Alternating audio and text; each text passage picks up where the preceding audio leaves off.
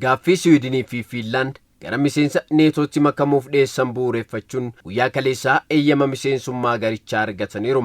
Biyyooti miseensa neetoo ta'uun galmaan kanneen sochii Raashiyaan babal'ifannaa daangaa biyyoota Awurooppaatti taasiftu ittisuu fi dhorkuun cinatti neetoon ardittii keessatti haala addaan fudhatamummaa argate daangaa isaa akka babal'ifatuuf karra kan saaqu ta'uus himamaa jira.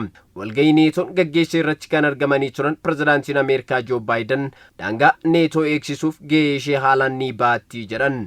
We're going to approve a new NATO strategic concept and reaffirm the unity and determination of our alliance to defend every inch of NATO territory.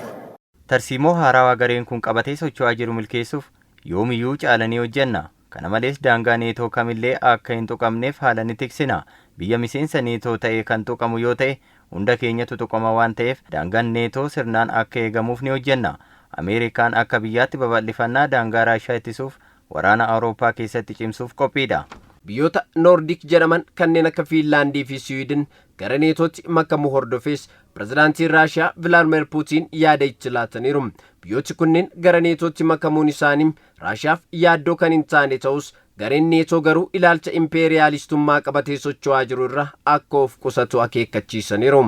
Швеция и Финляндия. У нас нет таких проблем со Швецией. Finland fi Sweden gara garii kanaatti makamuun isaanii anaaf rakkoo hin qabu. Garuu neetoon lammiilee Yukireeniin daandii badiinsaa taasifachuu akkuma itti dhimma ba'an karra babal'ifannaa daangaa neetoof akka hin banne garuu akeekkachiisuun barbaada. Kana malees neetoon fedhii impeeriyaalistummaa qabatee socho'aa jiru irraa of qusachuu qaba. Magaalotni Yukireen ammallee aleellaa Raashiyaa jala jiraachuu kan ibsu gabaasi kun immoo deeggarsi biyyoota lixaa rakkoo biyyittii oolchuu akka hin dandeenye mul'istuu ta'uu ibsaniiru.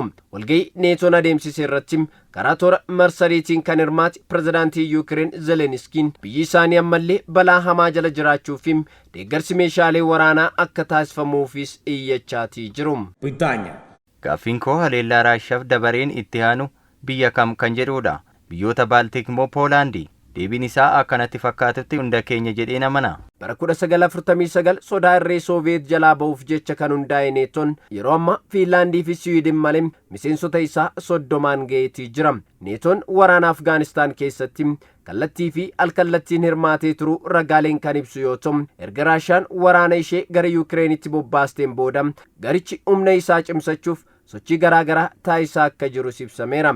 Irree Raashiyaa dandamachuuf gareen neetoo miseensa dabalachuu fi daangaa babal'ifachuuf imala eegale haalaan itti fufaa jiraachuu gabaasi wiyoon ni ibsa.